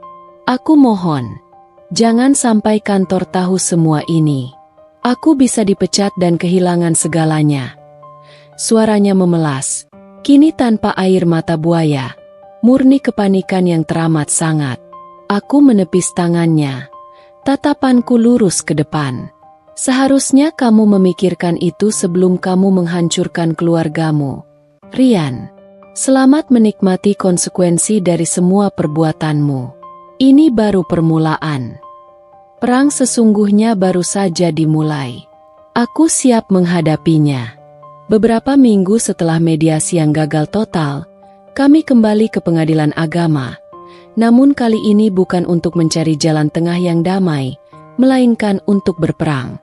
Aura di ruang sidang terasa sangat berbeda. Lebih formal, lebih tegang, dan dipenuhi dengan harapan serta ketakutan yang beradu dari kedua belah pihak. Aku duduk di sisi Maya, mengenakan pakaian rapi berwarna gelap, siap untuk menghadapi babak baru yang jauh lebih keras dan memakan energi. Rian datang dengan seorang pengacara, seorang pria parubaya dengan setelan jas mahal dan ekspresi angkuh, yang tampaknya ia sewa dengan terburu-buru dan dengan biaya tinggi, mengingat bagaimana kondisinya yang mulai terpojok. Wajah Rian masih terlihat pucat, namun kini ada gurat amarah dan dendam yang jelas di matanya, bukan lagi hanya ketakutan. Sidang perdana dimulai dengan pembacaan gugatan cerai yang diajukan oleh Sarah. Setiap kata yang keluar dari bibir Sarah, yang diucapkan dengan suara mantap dan tanpa keraguan, bagai panah tajam yang menghujam telinga Rian. Detail perselingkuhan Rian dengan Dinda, kebiasaan judi yang merusak keuangan keluarga, hingga dugaan penyalahgunaan dana perusahaan BUMN tempat ia bekerja, semuanya diuraikan dengan jelas, lugas, dan sistematis. Aku melihat Rian sesekali melirikku dengan tatapan tajam, penuh kebencian, seolah tak percaya aku berani melangkah sejauh ini dan membuka semua aibnya di hadapan umum. Rahangnya mengeras, mengepal erat. Pengacara Rian, seorang pria parubaya dengan kacamata tebal yang terus-menerus melorot di hidungnya, mencoba melakukan pembelaan. Ia mengklaim bahwa semua bukti yang diajukan adalah fitnah belaka, rekayasa yang dibuat-buat, dan bahwa Rian adalah korban kesalahpahaman serta tekanan dari pihak luar.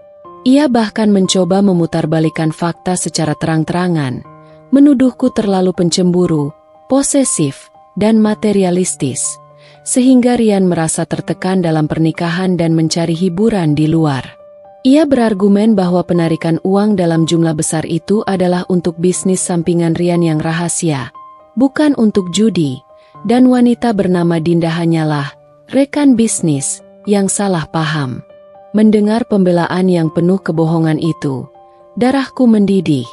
Rasanya ingin berteriak di depan umum. Beraninya dia memutarbalikkan fakta sekeji itu. Namun, Sarah, dengan ketenangan luar biasa, menanggapi setiap argumen palsu itu. "Yang mulia hakim," katanya, suaranya mantap dan penuh percaya diri, "kami memiliki bukti yang tak terbantahkan, berupa foto, rekaman percakapan, tangkapan layar pesan, dan mutasi rekening bank. Semua bukti ini berbicara dengan sendirinya, menunjukkan pola perilaku tergugat yang jelas." Bisakah pihak tergugat menjelaskan mengapa ada transaksi transfer uang dalam jumlah fantastis ke rekening yang sama dengan wanita yang fotonya berciuman mesra dengan tergugat? Dan mengapa riwayat pencarian di ponsel tergugat penuh dengan situs judi online dan strategi penipuan? Rian mencoba menjawab, bibirnya terbuka dan tertutup, namun pengacaranya segera menyela, menepuk lengannya dan menyuruhnya diam. Mereka tahu, semakin banyak Rian bicara, semakin dalam ia menggali lubang untuk dirinya sendiri. Wajah pengacara Rian menunjukkan sedikit frustrasi terhadap kliennya yang sulit diatur. Sidang berlanjut ke sesi pembuktian dan pemeriksaan saksi. Sarah mulai memanggil saksi-saksi. Saksi pertama adalah Rina, teman kantorku yang juga teman Rian.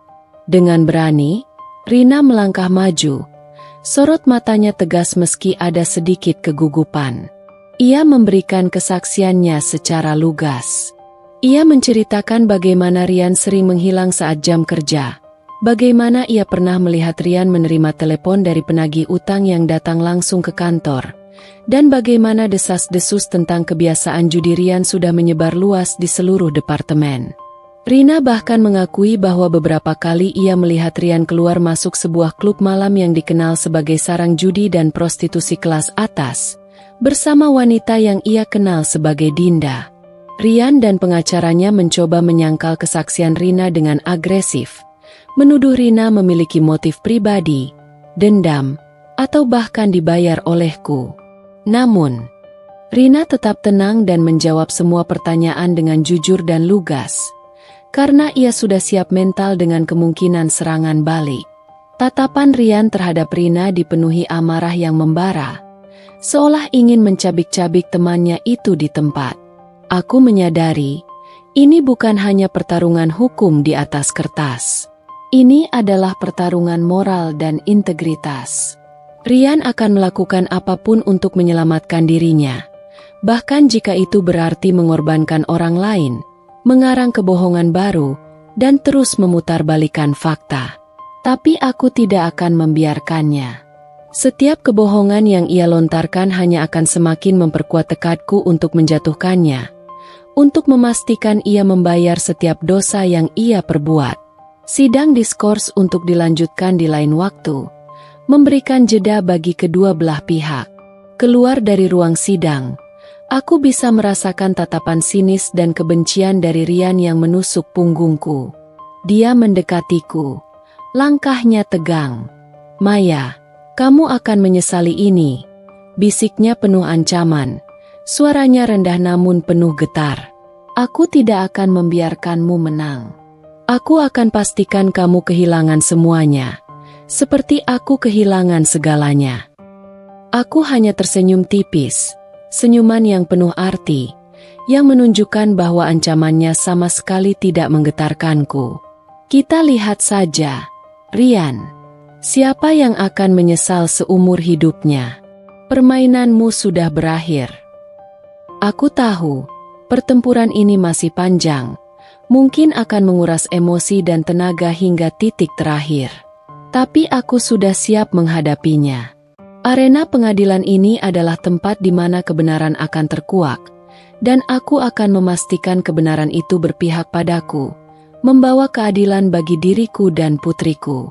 Setelah sidang perdana yang tegang, berita tentang gugatan cerai Rian dan alasan dibaliknya mulai menyebar di kalangan kerabat dan kenalan.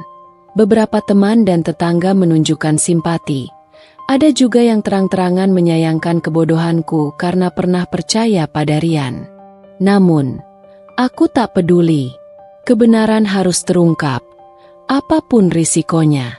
Dampak dari kasus ini mulai terasa di berbagai lini kehidupan Rian, dan tak terhindarkan, juga sedikit di hidupku. Reaksi pertama yang kurasakan adalah dari lingkungan.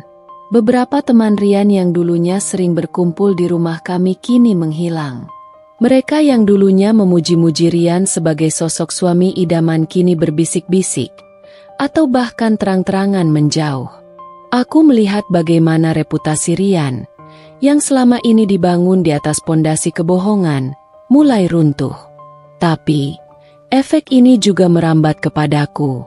Ada beberapa tatapan aneh, bisikan, kasihannya, suaminya begitu, yang membuatku merasa seperti objek gosip. Namun, aku memilih untuk mengabaikannya. Fokusku adalah Anjani dan proses hukum. Yang lebih signifikan adalah reaksi dari kantor BUMN Rian. Sarah telah mengirimkan surat resmi dengan tembusan bukti-bukti yang kami miliki. Tak lama kemudian, kabar tak sedap mulai kudengar dari Rina. Rian sedang dalam investigasi internal. Tim audit dan inspektorat sedang memeriksa semua proyek yang ia tangani, semua laporan keuangannya, dan semua transaksi yang mencurigakan. Gaji dan beberapa tunjangannya dibekukan sementara, dan ia dilarang bepergian keluar kota tanpa izin khusus. Posisi Rian di kantornya kini di ujung tanduk. "Maya," Rian marah besar. Rina berbisik di telepon suatu sore. "Dia tahu ini perbuatanmu. Dia mengancam akan membalas dendam." Aku tersenyum getir. Biarkan saja. Dia yang memulai perang ini. Dan benar saja, serangan balik Rian pun datang. Dia tahu bahwa kelemahanku adalah Anjani. Suatu pagi, saat aku mengantar Anjani ke sekolah, Rian tiba-tiba muncul di depan gerbang. Ia mencoba merebut Anjani, memeluknya erat, dan berteriak, "Anjani, ikut ayah. Ibu kamu jahat, mau memisahkan kita." Anjani ketakutan. Ia memelukku erat dan mulai menangis. Aku panik, namun segera menguasai diri. Aku melindungi Anjani di belakangku. "Rian, apa yang kamu lakukan? Ini di tempat umum. Jangan menakuti Anjani. Kamu yang menakutinya. Kamu yang menghancurkan keluarga kita." Teriaknya balik. Tatapan matanya penuh amarah dan frustrasi. Beberapa orang tua murid dan guru mulai mendekat, melihat keributan itu. Aku menarik napas dalam, mencoba tetap tenang. "Rian, pergi sekarang juga. Aku akan melaporkan ini ke polisi dan pengadilan jika kamu mengganggu Anjani lagi." Ancaman itu berhasil. Rian tahu dia tidak bisa berbuat apa-apa di tengah keramaian.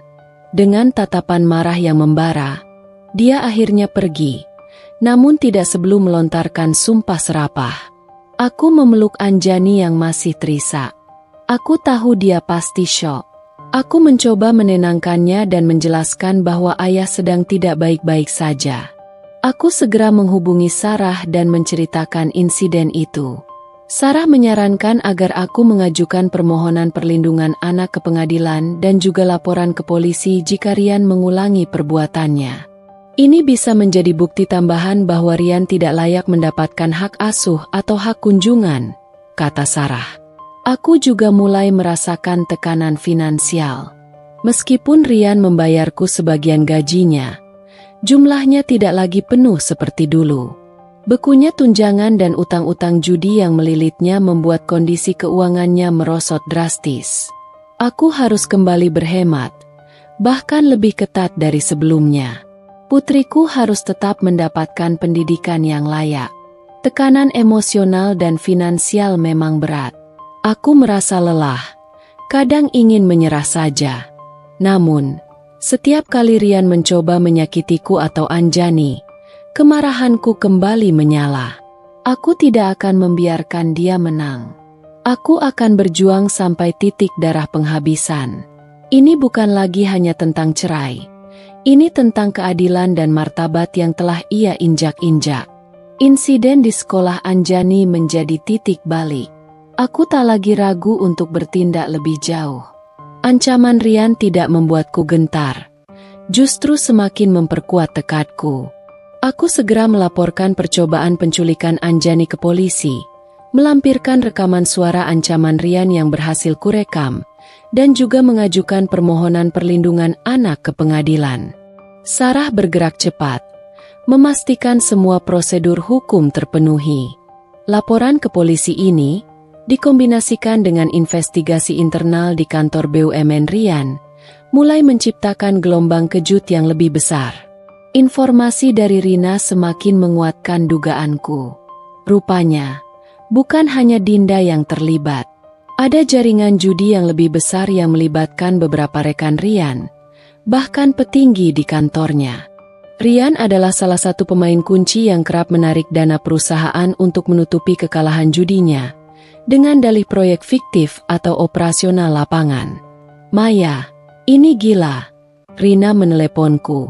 Suaranya dipenuhi ketegangan. Tim audit menemukan banyak sekali kejanggalan. Rian itu bukan hanya terlibat judi, dia juga ikut melakukan penggelapan dana perusahaan. Jumlahnya tidak main-main.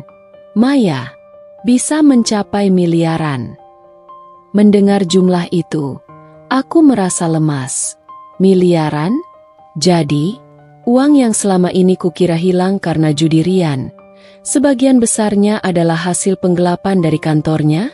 Ini jauh lebih besar dari yang kubayangkan. Rasa jijik dan kemarahan bercampur aduk. Seiring berjalannya waktu, jaring mulai mengecil di sekitar Rian. Pihak kepolisian mulai memanggilnya untuk dimintai keterangan terkait laporanku tentang percobaan penculikan dan ancaman. Bersamaan dengan itu, kantor BUMN tempat Rian bekerja pun memanggilnya untuk pemeriksaan lanjutan terkait hasil audit internal. Ia dihadapkan pada bukti-bukti transfer yang mencurigakan, laporan keuangan palsu, dan kesaksian dari beberapa rekan kerjanya yang akhirnya berani buka suara setelah melihat Rian dalam masalah besar. Rian mencoba mengelak, memutarbalikan fakta, bahkan mencoba menyuap beberapa oknum agar kasusnya tidak terbongkar. Namun, kali ini, ia berhadapan dengan sistem yang lebih besar dan bukti yang terlalu kuat. Ada desas-desus bahwa beberapa petinggi di kantornya pun terlibat, sehingga kasus ini menjadi perhatian serius dari pihak berwenang yang lebih tinggi. Tekanan publik dan media yang mulai mencium bau busuk ini juga turut mempercepat proses. Setiap hari, Rian pulang ke rumah dengan wajah yang semakin suram, sorot mata kosong. Ia jarang berbicara, seringkali melamun, dan nafsu makannya menurun drastis. Ia tidak lagi mencoba mengancam atau merayuku. Seolah-olah semua energinya terkuras habis untuk menghadapi badai yang ia ciptakan sendiri. Aku melihatnya hancur perlahan, sedikit demi sedikit, Dan perasaan itu, anehnya, bukan lagi hanya kepuasan. Ada rasa lelah yang amat sangat. Salah satu malam, Rian tiba-tiba mendatangiku di dapur saat aku sedang menyiapkan makan malam Anjani. Ia tampak berbeda. Tidak ada amarah atau kepura-puraan. Hanya keputusasaan yang mendalam. "Maya," katanya pelan. Suaranya nyaris tak terdengar. Aku sudah kalah. Semuanya hancur." Aku menatapnya tanpa ekspresi. "Apa yang kamu harapkan, Rian? Kamu sendiri yang menabur benih kehancuran ini." "Aku tidak tahu harus berbuat apa lagi," lanjutnya. Matanya mulai berkaca-kaca. "Kantor memecatku. Aku dijerat kasus penggelapan. Dan Dinda, dia juga menghilang dengan semua uangku. Aku tidak punya apa-apa lagi." Ini adalah pengakuan jujur yang pertama kali kulihat darinya. Tidak ada manipulasi. Tidak ada drama. Hanya kejujuran seorang pria yang sudah kehilangan segalanya. Namun, hatiku tetap dingin. Rasa sakit yang ia timbulkan jauh lebih besar dari penyesalan yang ia tunjukkan saat ini. "Itu semua konsekuensi dari pilihanmu, Rian," kataku datar, kembali fokus pada masakanku. "Aku tidak bisa membantumu. Kamu harus bertanggung jawab atas semua perbuatanmu." Malam itu, aku melihat Rian benar-benar hancur. Jaring yang kubantu rajut dengan Sarah, kini telah memerangkapnya dengan sempurna. Ia tak punya jalan keluar. Ini bukan lagi tentang dendam, tapi tentang keadilan yang akhirnya menemukan jalannya. Aku tahu, babak selanjutnya akan menjadi penentuan. Hari-hari berikutnya berlalu dalam kabut ketegangan dan drama yang tak berkesudahan. Rian, yang kini telah kehilangan semua topengnya, adalah bayangan menyedihkan dari pria yang dulu kucintai. Ia tidak lagi pulang larut malam, tak ada lagi bau parfum asing yang menusuk hidung, ponselnya pun tergeletak tak berdaya di meja, tak lagi ia sentuh. Ia hanya akan duduk melamun di sofa ruang tamu, terkadang meringkuk di sudut, menatap kosong ke dinding seolah sedang menonton kehancuran dirinya sendiri yang diputar ulang dalam sebuah film bisu. Ia tak lagi membantuku mengurus Anjani, bahkan cenderung menghindarinya. Tatapan polos Anjani, yang penuh tanya mengapa ayah berubah dan terlihat begitu sedih, mungkin terlalu berat baginya untuk ditanggung.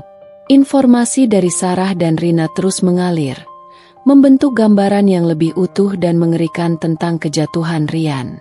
Ternyata, jumlah penggelapan dana yang ia lakukan jauh lebih besar dari perkiraan awal. BUMN tempatnya bekerja melaporkan kerugian mencapai puluhan miliar rupiah akibat ulahnya dan jaringan judinya. Skandal ini bahkan mulai menarik perhatian media lokal. Meskipun namaku dan Anjani berhasil Sarah lindungi dari sorotan publik yang haus berita, agar kami tidak ikut terseret dalam pusaran aib ini. Proses perceraian kami berjalan sangat cepat setelah mediasi dinyatakan gagal total. Di persidangan kedua, pengacara Rian tidak lagi mencoba banyak berargumen atau melakukan pembelaan yang agresif. Bukti-bukti yang kami miliki terlalu kuat, tak terbantahkan, dan menumpuk seperti gunung. Foto-foto perselingkuhan, jejak transfer dana ke rekening Dinda, rekaman percakapan judi yang vulgar, hingga kesaksian Rina yang kredibel sebagai rekan kerja yang tahu betul perilaku Rian, semuanya memberatkan posisinya. Terlebih lagi, laporan hasil audit internal dari BUMN Rian, yang mengungkapkan kejanggalan keuangan yang masif, juga menjadi bukti tambahan yang sangat kuat dan tak bisa disangkal. Hakim akhirnya membacakan putusan di ruang sidang yang hening. Aku masih mengingat setiap kata dengan jelas, seolah diukir dalam pikiranku. Gugatan cerai dikabulkan. Aku resmi berpisah dari Rian, statusku kembali menjadi janda, namun kali ini dengan kepala tegak. Yang terpenting dari semua itu, hak asuh Anjani jatuh sepenuhnya kepadaku, dengan pertimbangan Rian tidak layak menjadi figur ayah karena kebiasaan judinya yang parah, ketidakbertanggungangannya, dan dugaan penyalahgunaan dana perusahaan yang serius. Pengadilan juga memutuskan Rian harus memberikan kompensasi material atas kerugian yang kualami selama pernikahan. Meskipun aku tahu itu akan sangat sulit didapatkan mengingat kondisi finansialnya yang hancur lebur. Mendengar putusan itu, Rian tidak bereaksi sedikit pun. Ia hanya duduk diam, kepalanya tertunduk, bahunya merosot, seolah jiwanya sudah mati dan terlepas dari tubuhnya.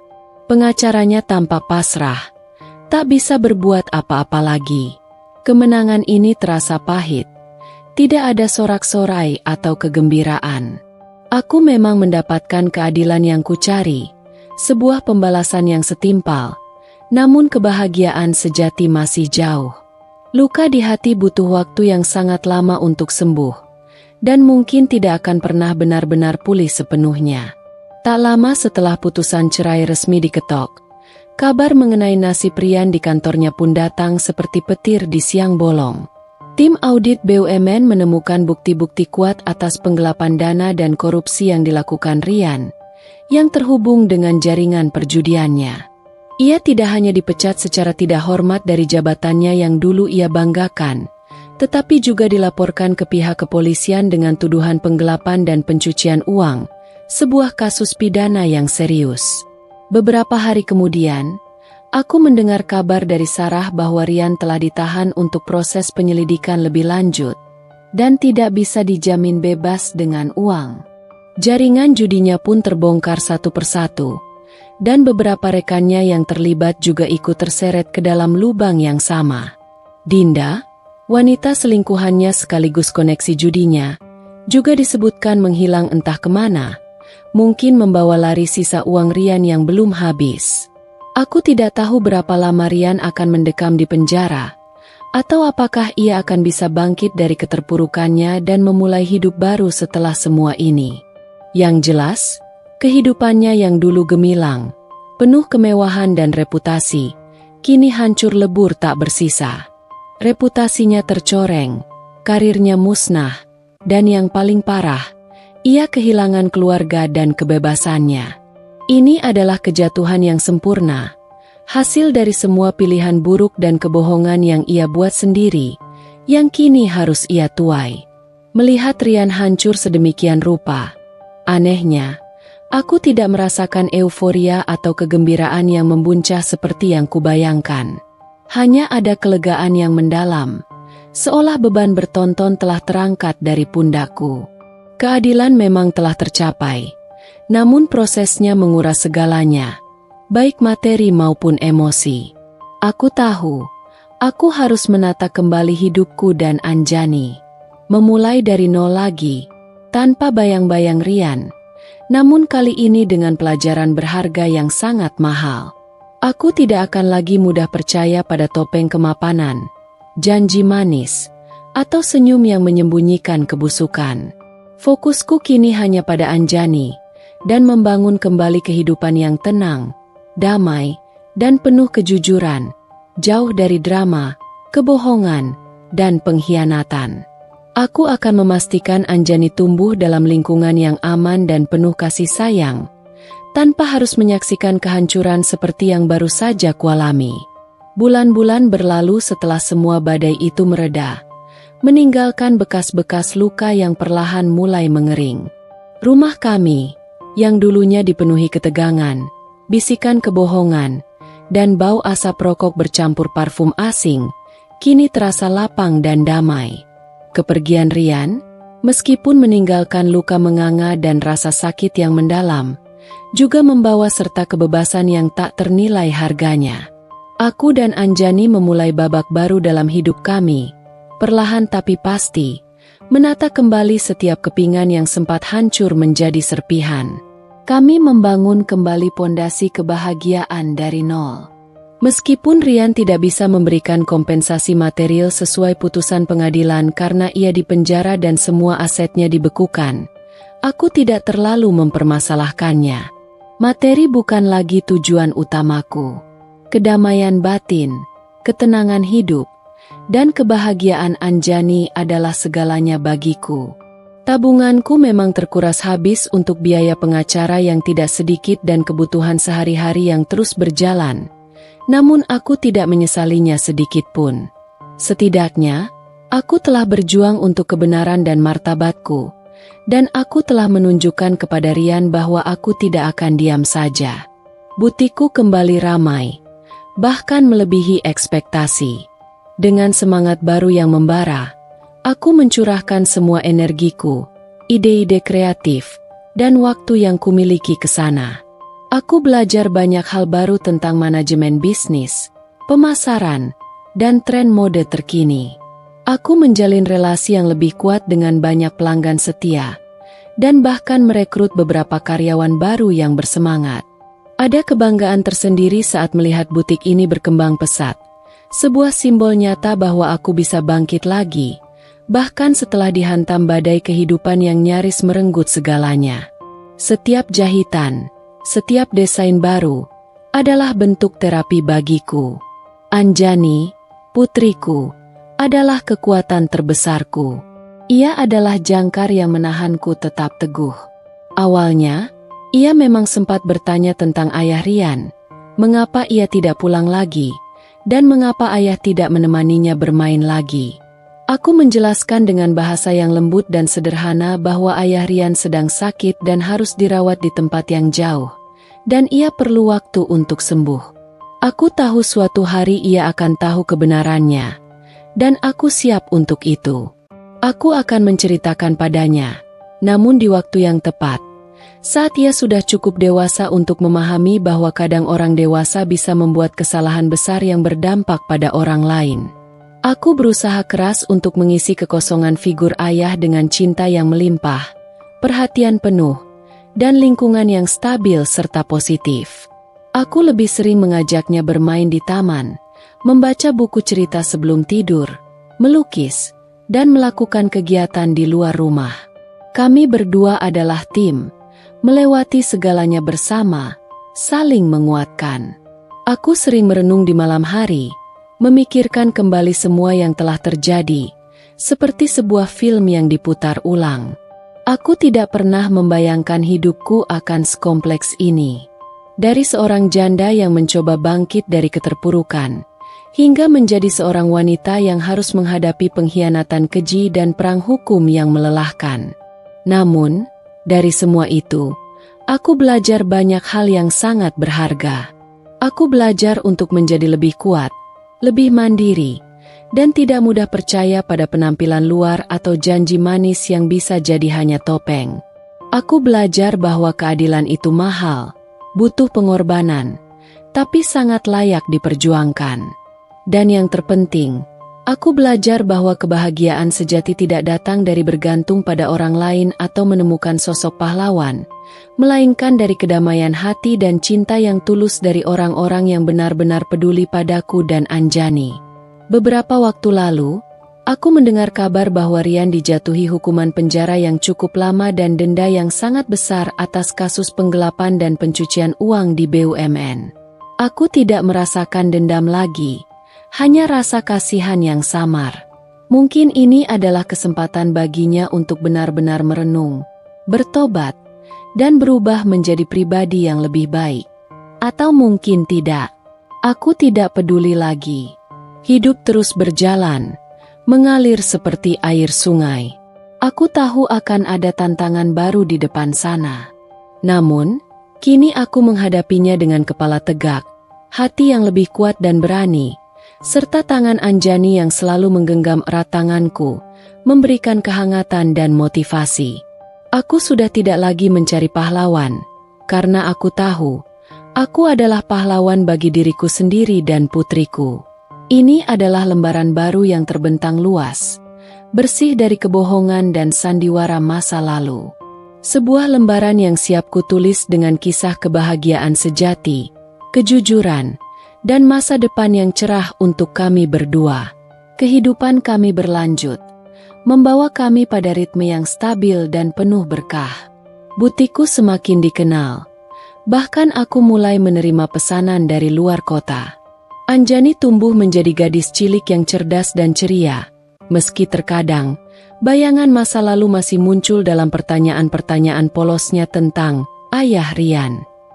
Aku menjawabnya dengan sabar, menenun cerita yang jujur namun sesuai usianya. Berjanji akan menceritakan segalanya saat ia sudah cukup dewasa. Namun, seperti halnya awan mendung yang kadang melintas di langit cerah, masa lalu terkadang datang mengetuk. Suatu sore, sekitar 2 tahun setelah perceraianku, aku menerima telepon dari seorang sipir penjara. "Ibu Maya," suara itu terdengar formal. "Bapak Rian ingin bertemu dengan Anda. Ini kunjungan pertama setelah ia di penjara. Apakah Anda bersedia?" Jantungku berdesir. "Rian? Setelah sekian lama?" Aku terdiam sejenak, memikirkan pro dan kontra. Apa yang ingin ia katakan? Apakah ia benar-benar berubah? Atau ini hanya sandiwara baru? Rasa penasaran bercampur keengganan bergelayut di benakku. Aku memutuskan untuk memberanikan diri. "Baiklah," kataku akhirnya. "Saya akan datang." Hari kunjungan itu tiba. Aku pergi sendiri, tanpa Sarah. Ruang kunjungan penjara terasa dingin dan suram. Ada tirai pembatas dan telepon untuk berkomunikasi. Rian muncul dari balik jeruji, mengenakan seragam tahanan. Rambutnya sedikit memanjang, wajahnya tirus, dan sorot matanya berbeda. Tidak ada lagi kilatan kesombongan atau manipulasi. Hanya kehampaan dan mungkin penyesalan.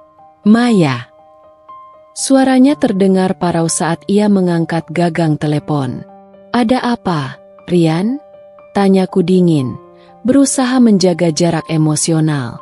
Ia terdiam sejenak, menunduk. Aku minta maaf. Aku tahu, maafku tidak akan mengubah apa-apa. Aku tahu aku telah menghancurkan hidupmu dan Anjani. Aku pantas menerima semua ini." Suaranya bergetar. "Aku hanya ingin kau tahu, aku menyesal, Maya. Sangat menyesal." Aku mendengarkan, tanpa ekspresi. Kata-kata itu, yang seharusnya kudengar bertahun-tahun yang lalu, kini terasa hambar. "Penyesalan tidak akan mengembalikan waktu atau semua yang telah kau hancurkan, Rian." "Aku tahu," katanya lirih. "Aku hanya ingin Anjani tahu. Ayahnya tidak seburuk yang terlihat di berita. Aku ingin dia tahu aku mencintainya." Sebuah desahan berat keluar dari bibirku. Anjani baik-baik saja. Dia ceria. Dia berprestasi. Aku akan memberitahunya kebenaran suatu hari nanti, Rian. Tapi itu akan kulakukan di waktu yang tepat, dengan caraku sendiri. Rian mengangguk. "Terima kasih, Maya. Kau wanita yang kuat. Aku harap kau menemukan kebahagiaan. Dan Anjani, jagalah dia baik-baik." Percakapan kami singkat, hanya beberapa menit. Tidak ada air mata dariku, tidak ada teriakan.